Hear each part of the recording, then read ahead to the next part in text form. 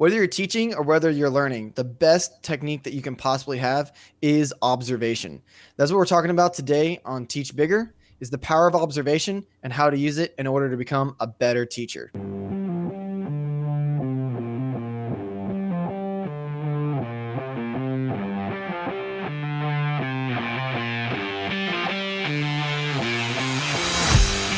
Welcome to the Teach Bigger podcast. I'm Chris Pratt. I'm Chris Mosley. And I'm Tyler Lamont. Hey, Pratt. So I heard through the grapevine that you're a good teacher. And I just wanted to ask, how did that happen? Well, people say things. I don't know that you should always believe them. But well, I read it on the internet. Well, let me tell you what. I've seen him teach, and it is not a pretty sight.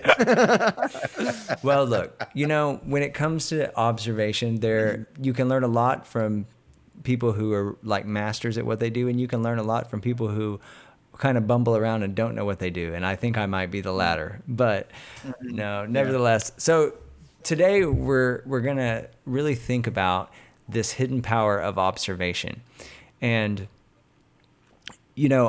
Mosley, who I know very well, okay, Mosley is an observer, and he said that many times on the show. Now, what he doesn't necessarily tell you is that he's kind of a people watcher, and he's a little creepy because,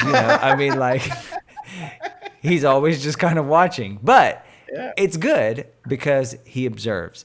And I think that is, because Mosley, he says a lot of things that are very life-changing. Like, he says a lot of things that make me think and that really kind of, you're probably listening now and going, I've never heard him say anything like that. But it's in the times when we're off air. That's why we keep him around. But, but he does. He has a lot of insight, and he brings out things that you either don't notice, or he brings out things that you do notice, but you never put words to it. And I think that is because in general, he is an observer, like he observes. And so, Mosley, why don't you kind of take us into your thought process of that before, we kind of get into today's topic, and just as someone who has spent the majority of your adult life watching and learning from others, what kind of brought you to that point, and kind of how do you let that navigate you? Mm-hmm. Well, thank you for the wonderful introduction of being a creepy person, right?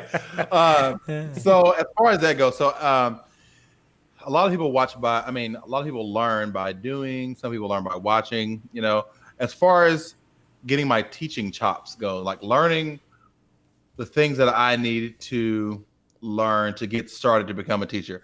I learned the most from sitting and watching different teachers.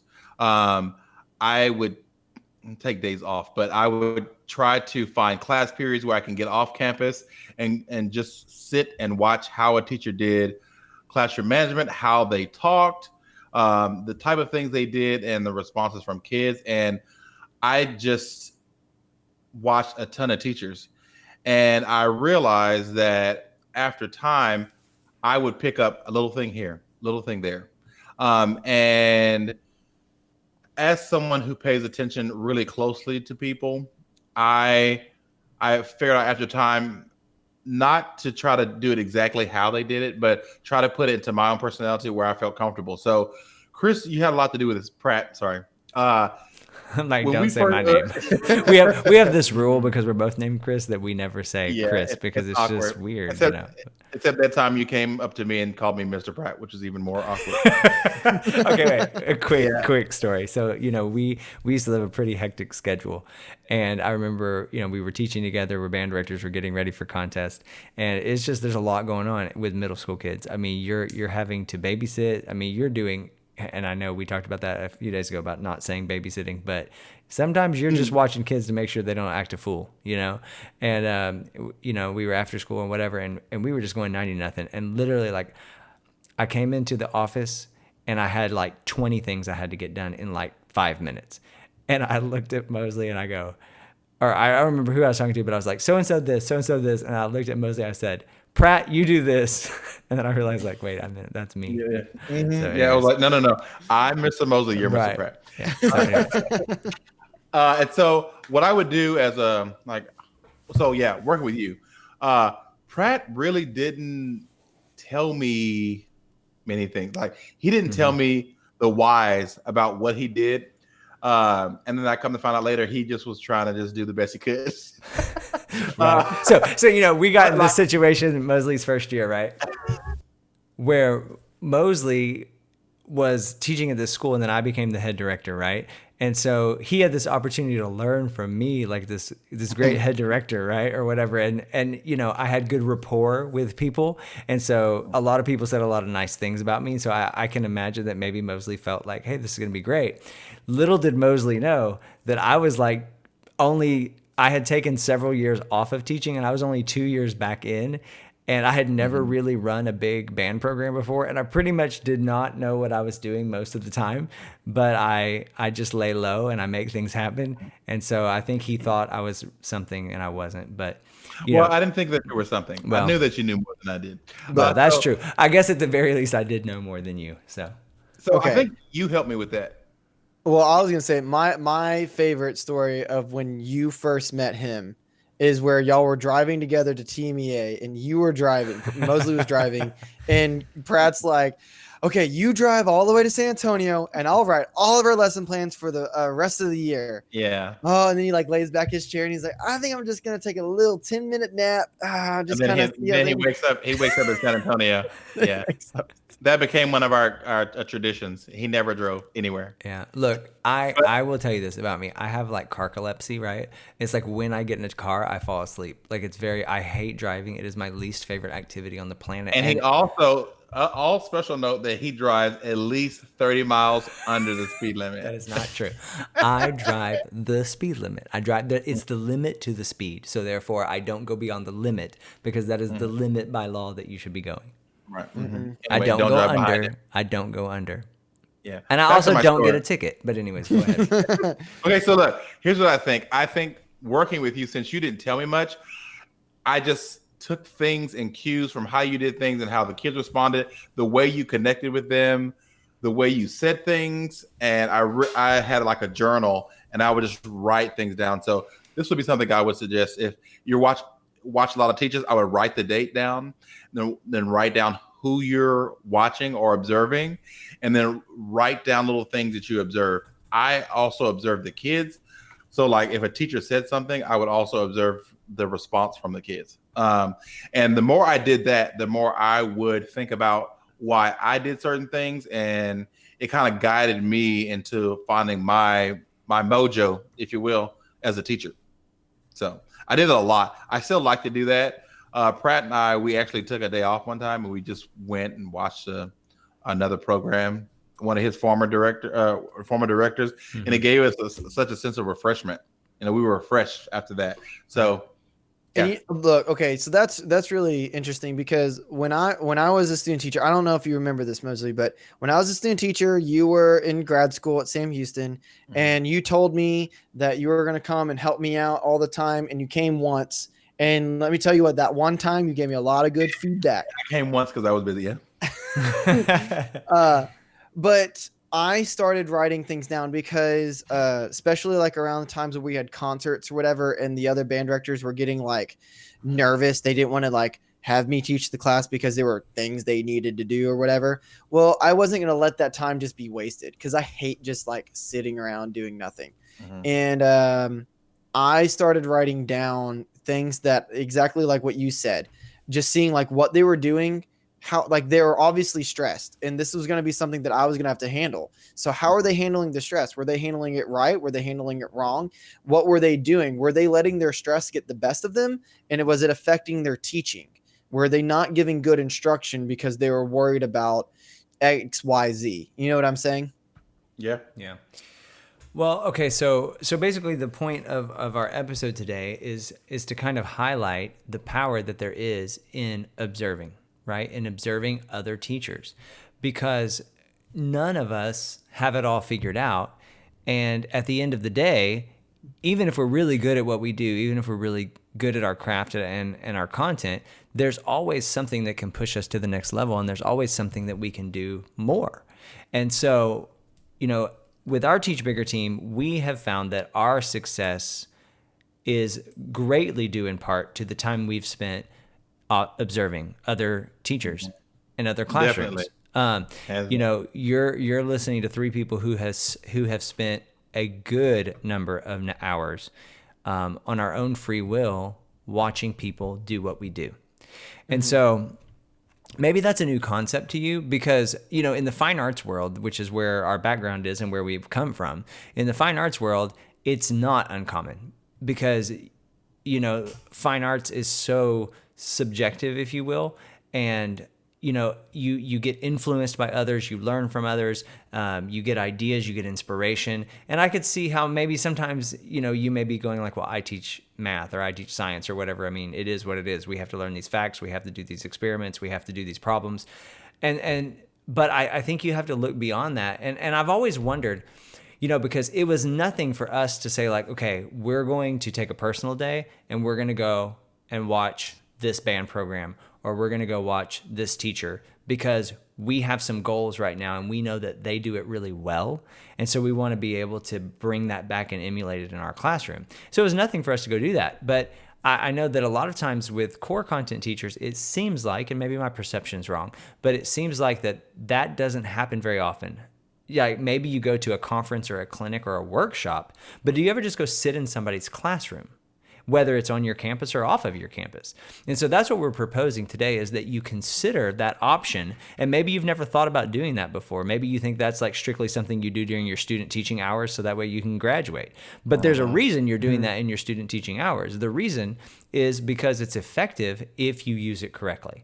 So we kind of want to go through today and give you an idea, if you've never done this before, of how to approach going and observing other teachers. So I think the first big thing that we need to think about is it would be important to find masters of your content, right? So, I mean, whether you're a math teacher, whether you're a social studies teacher, like find someone else on your campus, in your district, outside of your district if you need to, and find the people who are doing things really well when it comes to presenting your content. That should be a first area that we look at is content. And then the second area that you want to consider finding someone who's really great at is someone who's great with classroom management and classroom culture and just doing all the things that aren't content related. Because at the end of the day, it doesn't matter how great your content is. If you don't know how to deliver it correctly, then you're stuck.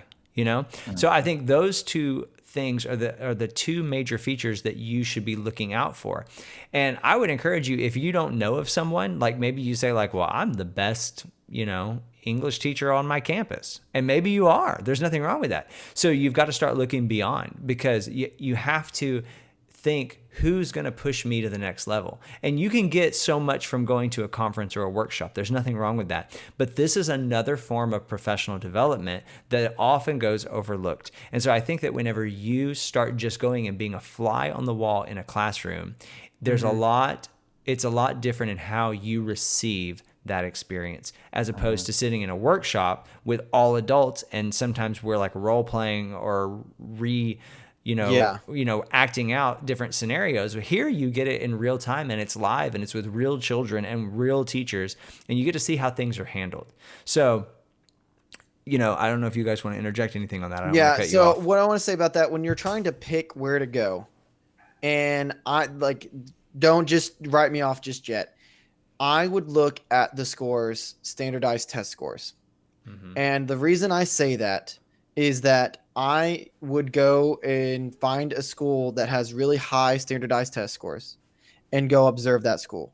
And then I would find a school that has really low standardized test scores and go look at that school and then see what's happening between the two of them. And maybe you need to do that more than just two schools, but I would do that for the sole purpose of realizing that, one, that test scores actually don't show a whole lot. And two, I think you'll be shocked to see what is being taught in the classroom, the same level, the same content, whatever. And that might really affect what you are planning to do once you're in the classroom or once you already are in the classroom.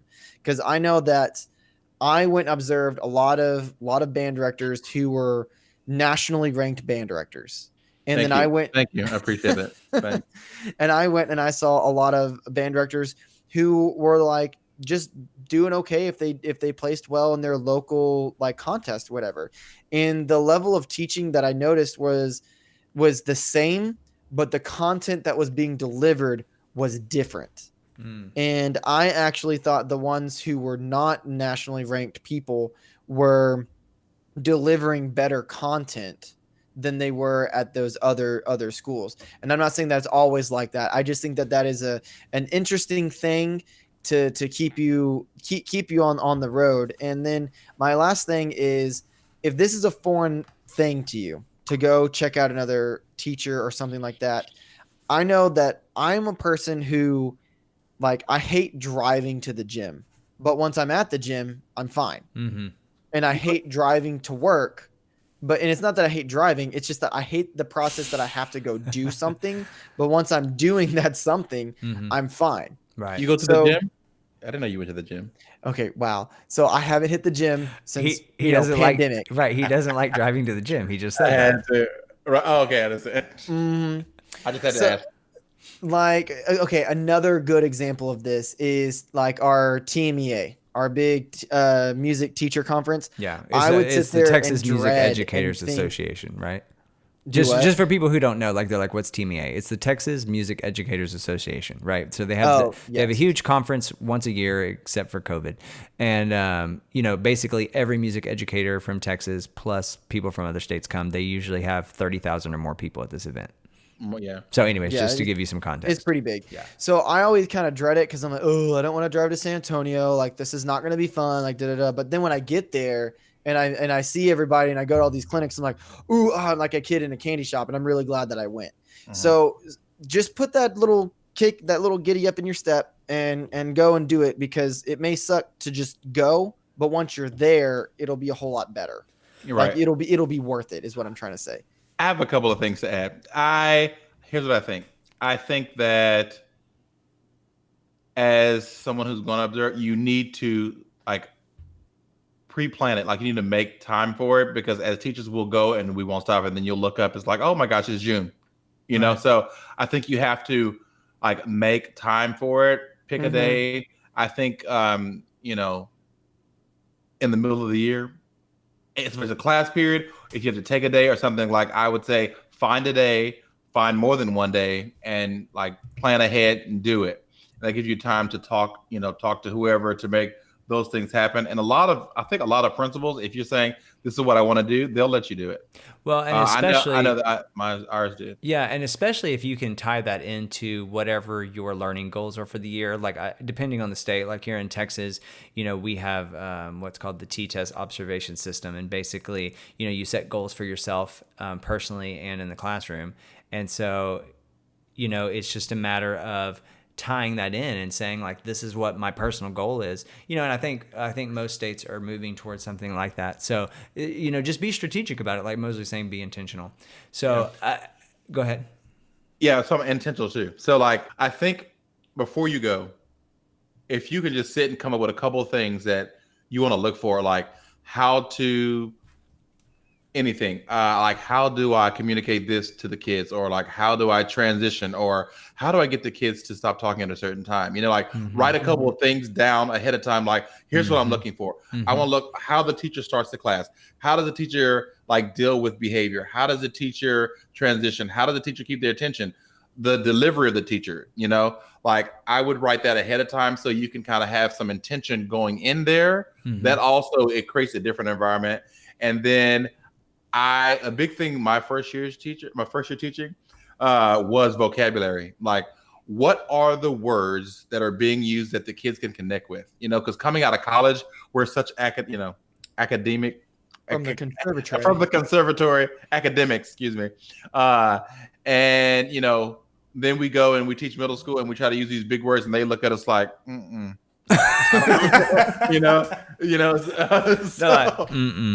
so I think if that's what I did when I went to grad school, like all the words I'm like, oh, I've never heard that word before, maybe I should start using it. And you create this list of words that are effective and that resonates with the kids.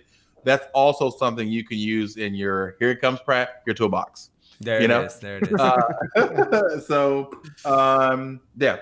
Well, and Okay. I want to add this thought to that. I think that the obvious thing is to go find somebody who's really great, okay, and learn from them. But I think there's also value in maybe finding, I want to be careful not to say this rudely, right? I mean, but finding someone, right, finding someone who is maybe not considered a master teacher. It may just be your friend down the hall that is just a teacher like you. Maybe you're on the same team and you're going like, how are they doing this? What are they doing? Maybe I just need to see that. And especially like if you're like a first year teacher, go observe another first year teacher. Not because they have it all figured out, but because they're in the same shoes as you. And sometimes you can see it differently whenever you're looking from a different perspective. And then you go like, oh, wow, that's exactly what I was doing. And that doesn't really work. And sometimes it's good just to see that you're not the only person struggling, And so if you can find a buddy that you're like, hey, let's observe each other, let's help each other out, then that builds some support for you. And then you have someone to bounce ideas off of as well. So I think there's still value, if you're going like, well, I don't even know a master teacher, like my principal is never going to let me leave. What do I do? Well, maybe it's just observe the teacher next door, but you will learn something from anyone that you go observe. So it's powerful. I would say, and this is the last thing I would add to that, is when I was observing before I started my student teaching, I had the privilege to observe 2 different teachers, and one was a first year or second year teacher, and they were struggling with classroom management and things of that nature. Now that this teacher is now very, they're much more experienced now, and they're doing very good things. But at that time, they were struggling hardcore. And I remember I started, just like Mosley said, I started writing things down. Like I had my computer and I just opened a document and I just started listing all the problems that I saw in the classroom and all the things that that person was doing and how they were not working. And even though at the time, I didn't have the answer. I didn't know. All I knew was he is doing something, it's ineffective, and this is how the kids are responding to it. Yeah. And it's not going well. So then now I have these questions that I can present to somebody else, whatever. And he knew that he was struggling with that stuff. And when I figured out the answers, like, me and him were friends, like we talked about it and it even helped him out. And now the flip side to everything, I just kind of want to put this like kind of in there. If you're the teacher who's being observed, like let's say that like Joe Schmo from like down like whatever town away has decided to take a day off to observe me like all day or something like that. I think that it's important for you to, one, be friendly to that person because they chose you to observe, or maybe they got stuck with you. I don't know. And like take them, like when it's your lunchtime, like make sure you eat with them. Maybe take them to lunch. If you have the ability to do that. Not all of us have the ability to do that. It's important to do that because now you're giving that opportunity for them to pick your brain or you to pick their brain. Like I think I'm not doing anything special. Why did you choose me? You know what I'm saying? To kind of build that relationship. And then now you'll be able to come back to that person, or they're going to want to come back to you to see what you're doing. So that way it's like building this community of teachers that help teachers kind of deal. Yeah. But go ahead. No, I think that's great. I was gonna say if you want to observe one of us and you're in Texas, let us know. Yeah. Come on down. Ooh, yeah. Come on down. I'll graphic design you so well. Or if you want us to observe you, let us know. Yeah. That would be fun. It would be exciting. So, yeah. Now, if you're not in Texas, we can't afford to travel. So unless you're maybe we can Zoom you in. Yes. Yeah, so, I know how to do that. Hey, so info@teachbigger.com. If you have a question or an idea, let us know. But all right, so here's what we're gonna do. Let's just go real quick. We're gonna go through a practical list of kind of how to initiate this process and what to do in case you've never really observed someone. I mean, this isn't like you have to do it exactly like this, but here's some things to think about, okay? The first recommendation I would say that you must do, you have to do, is you need to get permission, right? It's not smart to just like call in and say, I'm not coming to work and then go do this. Get permission from who? I think that first of all, you need to get permission from admin. Okay, whatever that chain of command is, if it's your principal, your assistant principal, your supervisor, whatever it is. And they need to know that you are wanting to get better and to learn. Most admin, I've never met one that wouldn't allow you to do something like this if you've planned it and prepared it and it's intentional. Because why if I was a principal and someone came to me and said, like, I'm really struggling with A, B, and C, and I heard this person's really good, could I take a day to go watch them? As a principal, I'm going, like, that doesn't cost me anything except maybe a substitute, and that's going to make you better because I've been dealing with you all year and you don't know what you're doing with classroom management. So yes, thank you, let's do it. You know what I mean? So I mean, I don't mean to be ugly. I mean, if you're dealing with classroom management, we all have. So I'm not you're not lesser, I promise. I'm dealing with classroom management right now as we speak. So so, go in with a plan. Go in with a plan when you go talk to admin. Don't just go and be like, oh, I want to go observe. What I mean? Like, you have to have it planned out. And this is me. Maybe have a date. Right. This is me. This is my personality. This is the way I do it. And I would recommend it. Write up a proposal. Get it all in writing. And if it's appropriate to email or print out a copy and like go talk to your supervisor about it and say, like, here it is. I've thought through it. I've made arrangements. Here's what it looks like. Here's what I'm going to do. Here's a takeaway. Like, for example, I just got approved by my principal to give me the opportunity to go to a conference in February. It's great. It's an amazing conference here in Texas for computer educators. It's basically a technology conference, and it's probably the biggest one in the United States. It's amazing. And one of the things I said in my proposal was, hey, I really want to do this. It's an awesome opportunity, and I would love to bring back the information and share it with the staff at your discretion, or if that's something you would like. And whenever she called me in the office, she said, hey, I think the fact that you want to come back and lead some professional development, I'm all for it. And it was done in the end, she was happy about it. And so I got that opportunity. So always kind of think about, like, how can what I'm asking for build the campus and build what we're doing. So first thing is ask permission. But in addition to asking permission from your supervisor, I would also say you need to definitely have a conversation with that teacher you want to observe. You don't want to just show up in somebody's class. Like, that's not smart. Like, this needs to be a plan. And so whether you know that teacher, I mean, even that teacher, you know them really well. Maybe it's your department chair and you want to go observe them. Let them know, because no teacher likes to be caught off guard. It's awkward, And then obviously if you're going to a class that's not even in your district or whatever, then you definitely need to make arrangements there. So that's kind of a obvious one. But okay, so getting permission. Next thing is this. When you go into that learning environment, you don't want to be a disruption to that learning environment. You are a fly on the wall. Okay, and this is not a time to like ask questions. It's a time to write things down, make observations, write down your questions, and then at the appropriate time when class is over, in an email, a phone conversation, if you do have the opportunity to speak in person to that teacher, that's where you ask your questions or you give your compliments or whatever the case may be. So definitely, you need to not be a disruption. And I know that seems a little obvious, but you'd be surprised that sometimes people don't realize that just their presence in the room is a disruption. That's funny. And we're not going to talk about it today, maybe later. And I can just think about the time where I was in front of a middle school room and how Mr. Pratt was a disruption to my room. And it might involve him playing an instrument while as loud as he could in the back of the room. But anyway, I agree. And I agree. I was a disruption and I made a mistake. But in my defense, I wasn't observing. I was actually a co-teacher in that class. Yeah, he was co-teacher, but he was like playing loud as he could on an instrument that he's never played before. But we'll keep. Yeah.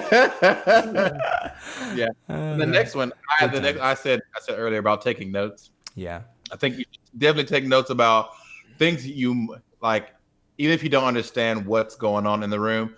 Take notes on everything. That's way you can sit and have a conversation with the teacher after. You can have some just for you. Like, I saw this, I saw the kids do this. Whatever. And then you can have some notes that you can share with the teacher.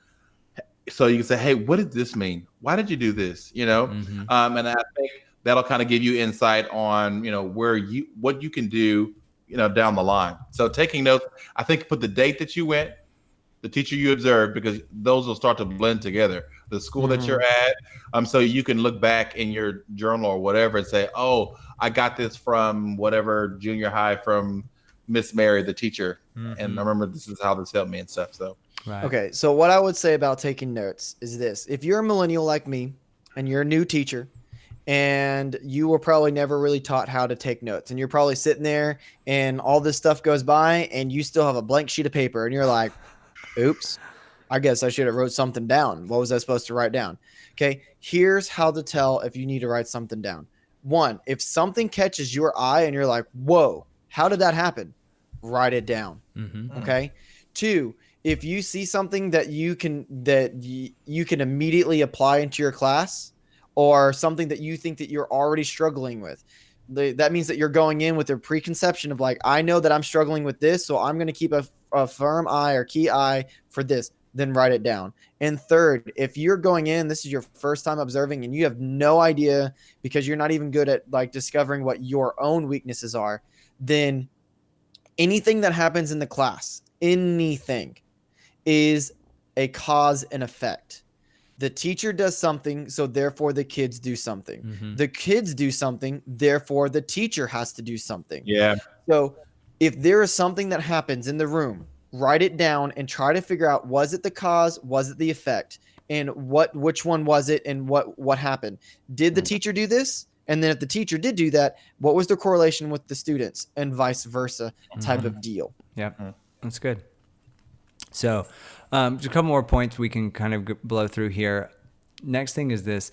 I think that it's really smart after you're done that you need to follow up. First of all, with that teacher, to ask questions, to give, whatever, tell them they did great. I mean, you want to be complimentary of the fact that they let you come and watch, but also that's your opportunity to ask questions. And maybe that happens that day. Maybe it's like right after class, you're able to talk to them for 5 minutes, and that's appropriate. Or maybe it's a follow-up email or phone conversation. But then you also need to make sure that you thank your admin because they entrusted you to take a day and to go do this, whether it's on your campus or whether it's, off campus. And so thank them for that opportunity and then share with them what you learned. Right. And it doesn't have to be like sit down and have an hour-long conversation about every detail, but like maybe one or two takeaways. You're like, I'm so thankful that you let me go. I just want you to know, like, I saw them do classroom management and I have this whole new outlook on the way I'm going to run my class. Okay, that's simple. That's great. They're going to be encouraged to hear that. So kind of giving them that feedback whenever you get back on your campus is going to be really, really important. What else? Well, I would say, when you're trying to pick where you should observe, and make sure that you have a diverse crowd of who you're observing. You're observing like people who are really good, those who may not be so good, really experienced, not so experienced type of people. Make sure that, because like just because it's their first year doesn't mean that they're bad, right. And just because they're experienced doesn't mean that they're good, right? Kind of thing. So start with your level and your content first, and then I strongly urge you to venture out. I learned more from watching a math teacher teach pre-cal to her seniors with how to give instruction than I think I ever learned in most of my college classes. Yeah. So after you feel comfortable with your content and whatever, then go see other content. Okay. And I would encourage you this, like if you're struggling with classroom management or, student engagement, things like that, if you have an extracurricular class on your campus, whether it's fine arts, athletics, CTE stuff, whatever the case may be, if it is a successful program, maybe you don't know much about it, but you've heard like, wow, the band's doing really well, or they say our theater arts program is the best in the district, or whatever the case may be. If you know there's a good program on the campus, 9 times out of 10 there's good teaching in that program. That's why it's good. So go and say like, I want to learn about classroom management. I want to learn about building relationships with kids, culture, whatever. Go to one of those extracurricular teachers because that's what they tend to specialize in. And just because you're a core teacher doesn't mean that you shouldn't specialize in those things too, because kids are kids. And vice versa. If you are an extracurricular teacher and maybe you feel like, my kids love this and whatever, but I'm kind of struggling with my content, then that's when you need to reach out and go say like, how do I find someone that delivers content really well so that I make sure that I get that done? So it works both ways.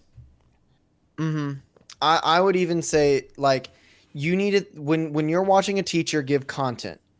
The two things that you're watching as well is the delivery and what is given. So meaning that like, how is it being taught? Like, how is that teacher actually teaching and giving the content? And then the other thing is like, what is being taught? Is what is being taught something that you totally wrote off as like, they don't need to know that. That's something that they already know. Let me tell you this, like, there's one thing that has always stuck with me ever since I like started teaching when I was like 21 years old, is that I have to teach a sixth grader how to open up their trumpet case. Like, and you sit there and you think, well, it's just a case of an instrument, but they don't know. They don't know which side is up. They don't know how those latches work. They don't know that stuff. So what is the trumpet case of this class? What is the trumpet case of your content? Something that you have written off as like whatever. And the equivalent for my class right now is that I have to teach my kids how to make a folder on their desktop.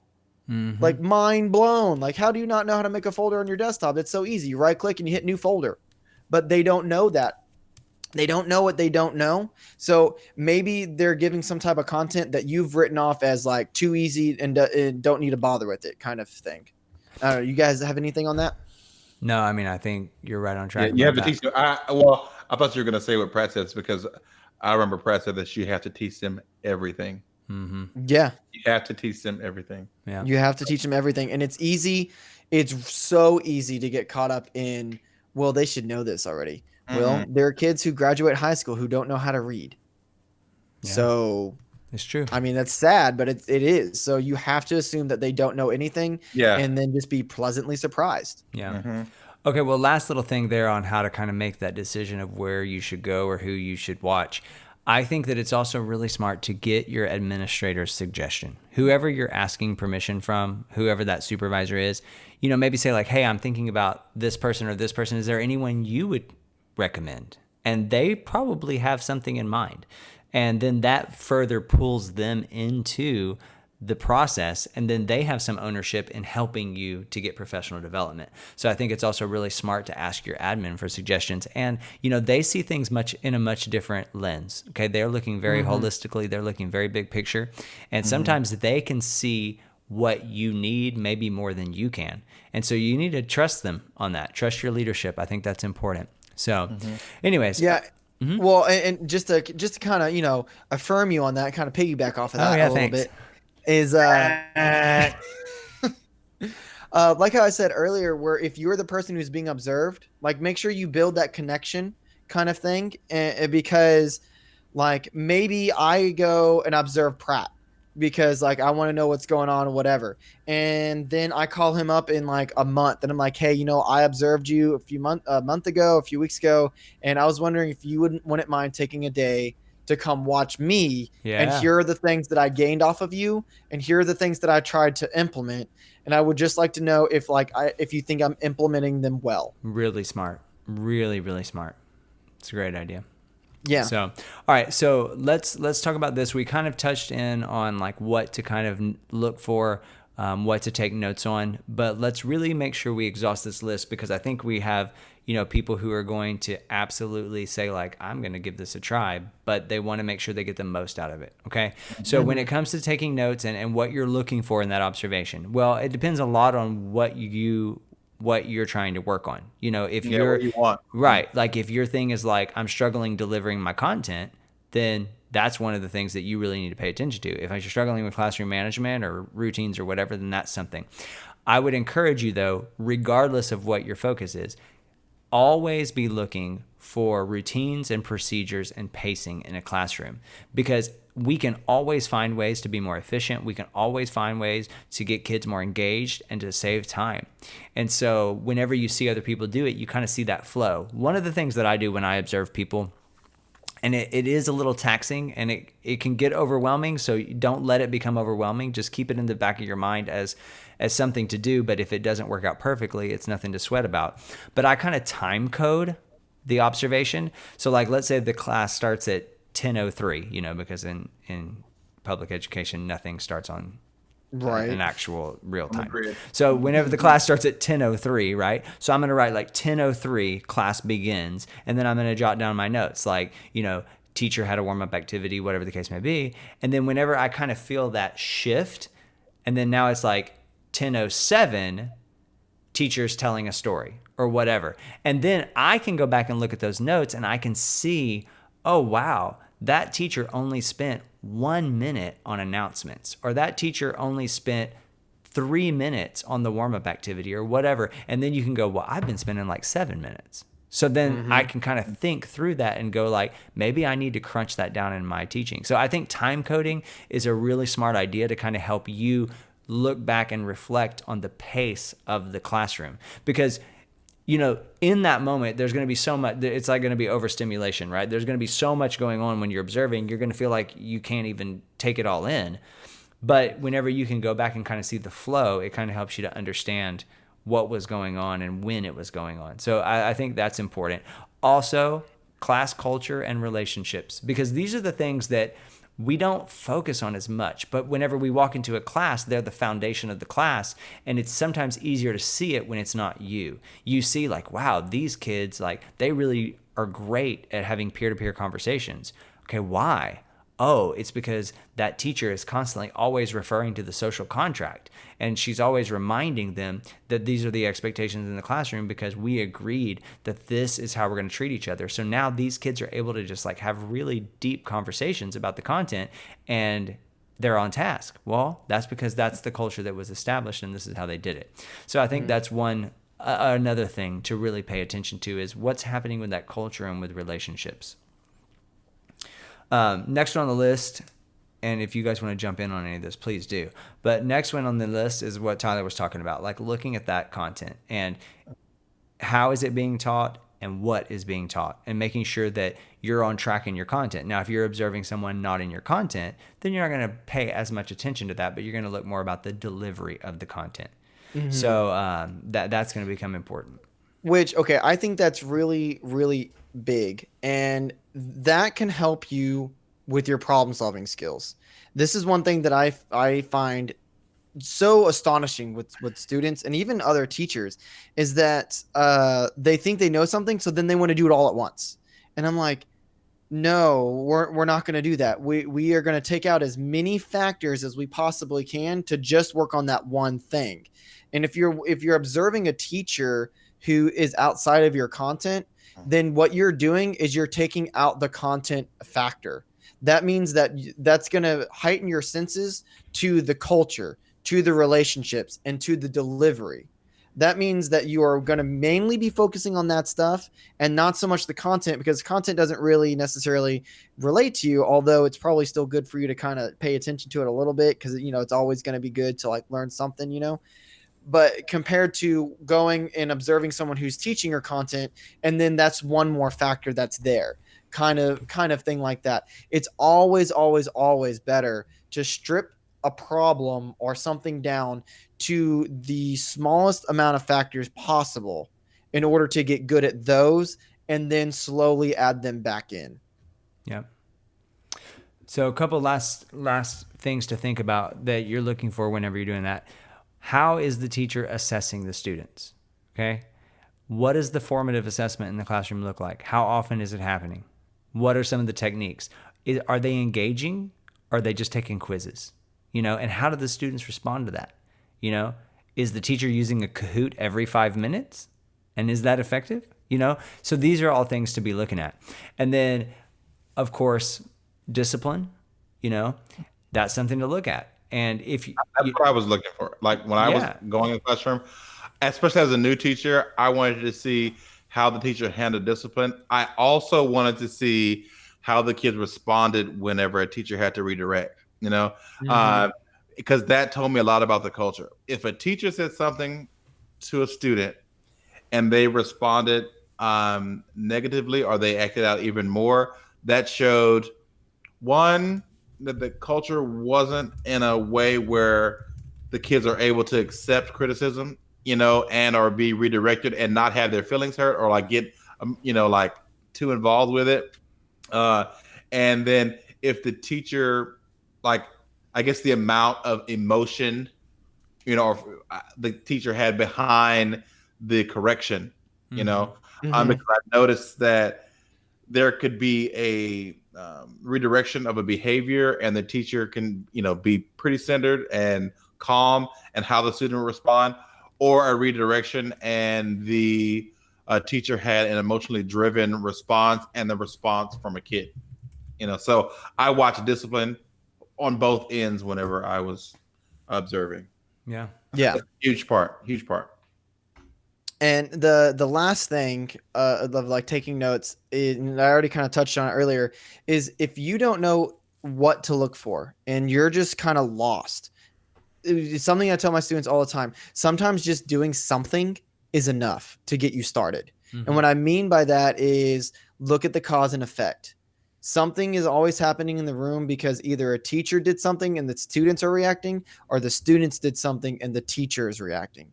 Mm-hmm. So write everything down that you can see. The teacher did this. Where were they in the room? Were they walking around, or were they behind their desk yelling at the kids? Where was the student? What did the student do? And then how did the teacher react to it? Did the teacher yell at them? How did they redirect whatever it was that happened? And whatever happened with that one student, was it one student or was it a group? Were they organized, or was it just a small outburst that probably you can kind of tell is out of the ordinary? It's all about that cause and effect if you just have no idea where to start. Mm-hmm. Yeah. All right, well, let's shift gears. So now the next question, I guess, that would be asked is, when and where do I do this? Okay, well, we've kind of already said, I think the place to start is on your campus, right? Mm-hmm. There are good teachers on your campus. And there are folks maybe like you that are just like peer-to-peer that you can observe. There's people on your campus, and that's obviously going to be the easiest because you don't have to go a whole day. Maybe it's just one period. One period. And so do that. Start small, one class. Because I'll be honest, to watch someone an entire day is long, Mm-hmm. And I would suggest if you're going to go off campus and watch, like take a whole day to do it, I would do my best to set up multiple classrooms to go watch, so that you're getting multiple viewpoints and not just one teacher. So maybe you could, reach out to a district that's successful and say like, hey, I'm so-and-so from this district, and I'd really like to come and just observe what you guys are doing in the math department. And could you maybe recommend some teachers that I could come and see, and maybe that administration can help you get things set up, as well. So obviously the next place you want to look is in your district, Maybe you want to venture off your campus. Maybe you've heard good things are going on at the sister elementary school or at the other high school or whatever the case may be. So it's obviously an easy transition to go kind of, horizontally there across the district. So that's another thing to consider. Also, a really great thing, especially if you're an experienced teacher and you're wanting to go observe, I would highly recommend this, to look vertically. So maybe you're a department chair, or maybe you're the lead math teacher on your campus, or whatever the case may be. Sometimes it's good for you to go down to the elementary school and observe the math teacher down there. Because first of all, you're going to learn a whole different way of delivery and a whole different way of formative assessment. But second of all, it kind of gives you some insight into what's going on in my district. And maybe that starts to answer some questions about the strengths and weaknesses that I'm seeing in my classroom. So consider that vertical alignment as well, especially if you are more of a seasoned or experienced teacher. That's something you may be sitting here going like, I don't need to observe. Well, maybe you don't, but maybe you do. You just need to look for different things.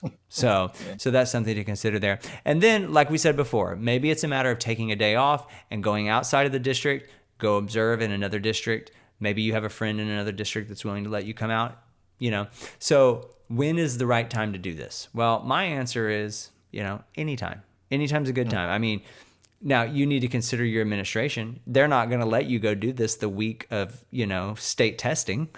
I mean, be smart about stuff, but pick a time where it's kind of a normal school day and there's not a whole lot going on. Don't use this to try to get out of going to the pep rally or whatever. Like, you need to be wise about this and don't take advantage, because principals see right through that, right? Like, suddenly you've asked me to observe 3 times and every time has been on a day that we're doing blah. Friday. Right. I think, Friday is probably not a good day to do it, honestly. Let me say this too, about like going and observing somewhere in a different district. It is not only refreshing, but it's something that's satisfying. If you go to another school and you're watching another teacher and they're a good teacher, things are going well, and it's like you hear some of the same things in the classroom, or you see some of the same issues or something. It kind of lets you know, like, hey, I'm not in this by myself, and it's not me. It's just something that teachers deal with on a daily basis, and it also kind of reconfirms, like, I can do this. I just have to approach it a certain way. And that's another thing out of observation that sometimes you don't expect. Like, you see the same things, and you're like, you know what, it's not just me. They're seeing it too. So and I'll even say that some of the issues that you might even see that maybe you have it better at your place I than know you think you do. that's surprising. Like, you go, now I'm not talking about kid wise, I'm talking about administration wise. Mm-hmm. Like, I know that I've observed a few people during my student teaching that was not at the school that I was assigned to, and like the way that the administration handled things, I was like, oh, that's bad. Oh, they don't make us do that. And they're like, oh yeah, they make us do this. And da, da, da, da. I'm like, oh no. Okay. And then I had like this whole new appreciation. I was like, oh man, the grass is not always greener. Right. Well, and obviously you need to be respectful and don't point out people's flaws, but you can just take it internally and go like, hey, this is what not to be or whatever. So, last thing kind of goes along those lines, and just always be willing, or, always be thankful, be grateful, and be willing to share what you've learned. I think that is the key to you getting to continue to develop, doing this sort of professional development, is being willing to share with admin, with other teachers, whatever the case may be. And, your information's valuable. And there are a lot of folks that aren't leaving the campus and they don't know what's going on. And it's a good way to kind of build those collegial relationships, So, okay, last thing we need to talk about before we go is this. There are a few obstacles that can come up that kind of block you from going and observing, and we want to make sure we get rid of those obstacles. Okay, so this first one is like near and dear to my heart because it's one that I struggle with hardcore, and it's pride. And I think especially, look, I haven't met a teacher in Texas that didn't have some type of pride in what they do and thinking that they're doing it well. And here's why it becomes prideful, because you weren't taught how to do it when you were in college, or you weren't taught how to do it at all. And then you get just like 2 weeks, maybe max, of professional development of stuff that, like, some of it is applicable, some of it's not. And then like if you think it isn't and it actually is, and you're not sure how you can. So then you're just kind of feel like, okay, I'm on my own. And now since I'm on my own, I'm just going to close my door and I'm going to figure it out. And then you kind of manhandle it and you figure it out, and it takes you a long time. And then all of a sudden someone comes in and tries to tell you what to do. And you're like, well, hold up. Where were you before when I was trying to figure this out, kind of deal? So don't get caught up in the pride and thinking that you know how to do it best. That's why you're going to observe. Don't feel like you're getting attacked, or don't feel like especially if you're the person who's being observed and whatever, if they're asking you questions, don't get super prideful and be like, well, I do it this way because blah, blah. You know what I mean? Just be honest and be genuine, and realize that you went to go observe them because you're looking for help, and they chose you to observe because they felt that they had something to gain from it. Yeah. So then the second one that is kind of a part of that, but it's a little different, is I would say it's insecurity, right? And it's kind of that, I don't want to go watch someone else because it's going to make me feel like I don't know what I'm doing, or this, like, oh, if my admin finds out that I want to go watch someone else, or if another teacher finds out, they're going to think that I don't know what I'm doing. Well, no, you want to get better. And we all don't know what we're doing. Right. I was about to say, the truth is I don't know what I'm doing. Look, here's the thing. If you meet a teacher who self-proclaims they know what they're doing, you should probably get away from them.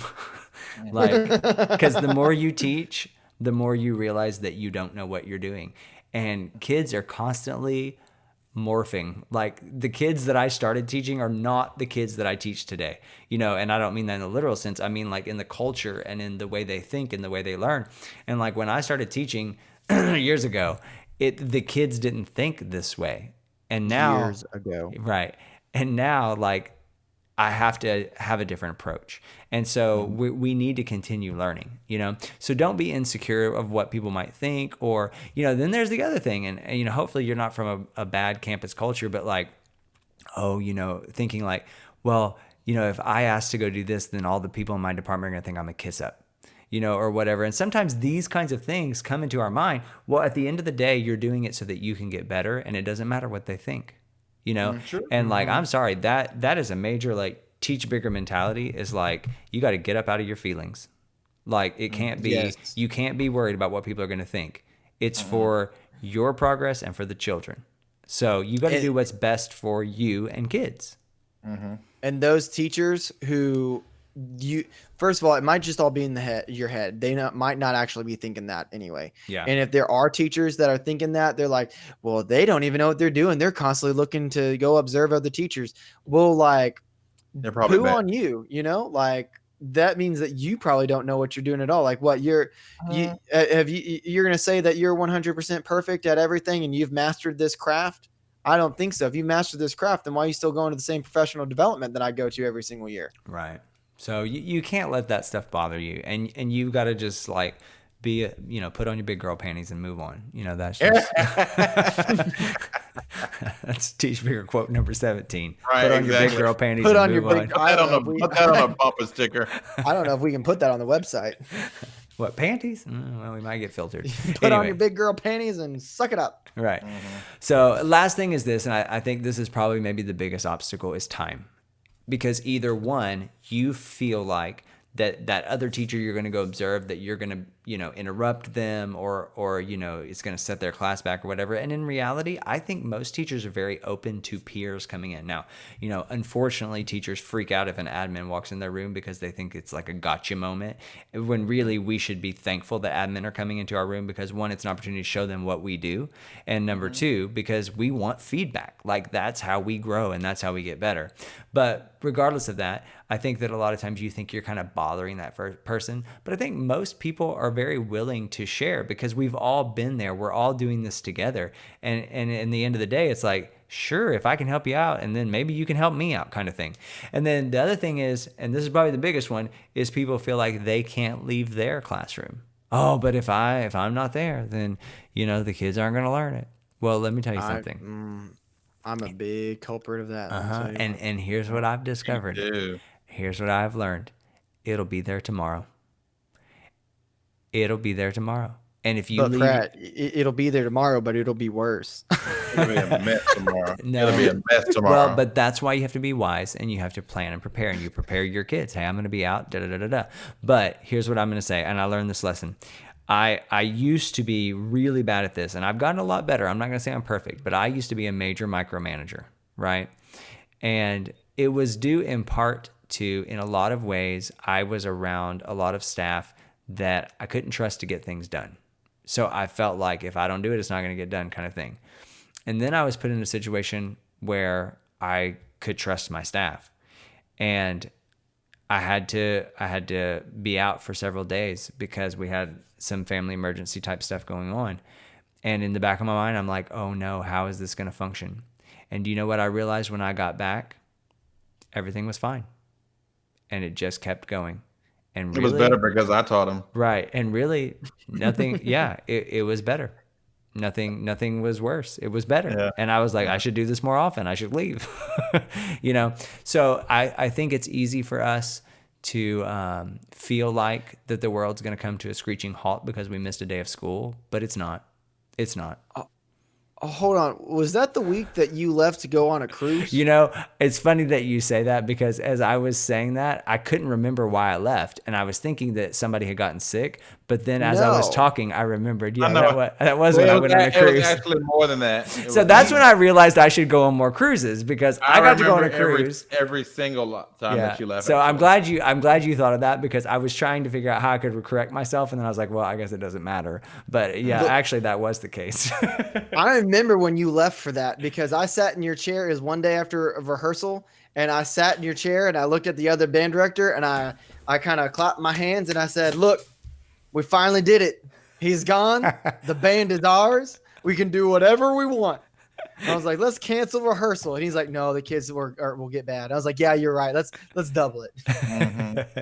So anyways, so yeah, I mean, don't let those obstacles get in your way. Okay, as we wrap things up with this episode about the power of observation, we just want to give you a couple takeaways as just to take from this episode. One is, as you observe different teachers, don't put the pressure of trying to do everything exactly like they're doing.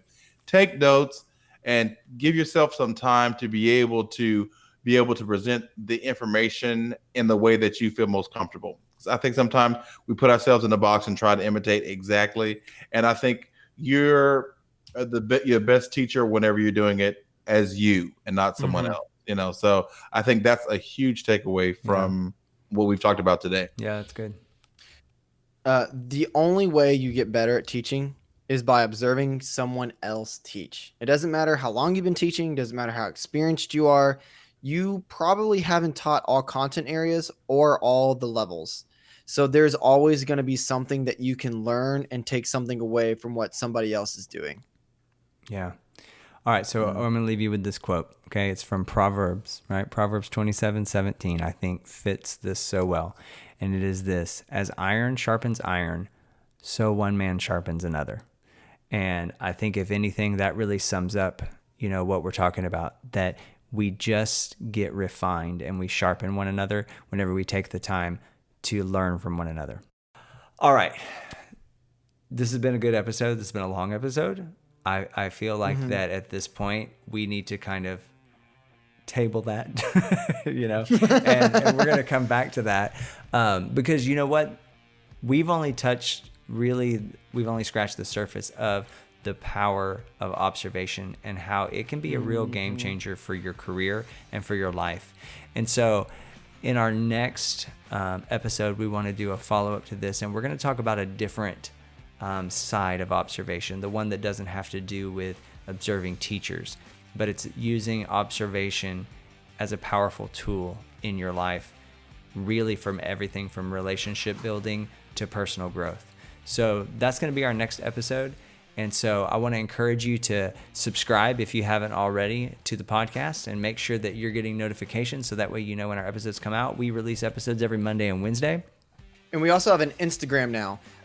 We are just now starting posting things on there. So if you want to get notified with that, or just want some daily inspiration, we've been posting some quotes that we say here, or some quotes that we live by, on the day to day. And there are even going to be some teacher tips, some things that we talk about here on the show, and some things that we haven't. So if you want some of that stuff, some daily dose of just kind of pick me up, so that way you got something to do, kind of push you through the week, then go check out our Instagram. It's teach bigger. Yeah. Right. I don't think it's anything else. It's just teach bigger. It's just teach bigger. And also, if you haven't already checked out our YouTube channel, I'd encourage you to do that. You can find it by typing in YouTube and then typing in Teach Bigger or the Teach Bigger podcast, and you can check out some things there. And if you're doing anything really cool in your class, and you want to share it with us, and you don't want to email us, just post it to Instagram and use the hashtag #ITeachBigger. And yes, we'll see it, and we'll comment on it. We'll like it. We'll do something. Maybe we'll even reshare it. Yes, that would be awesome. And lastly, if you want to get in touch with us, you can always email us at info@teachbigger.com. So thanks for checking out the podcast today, and we'll be back with you next time.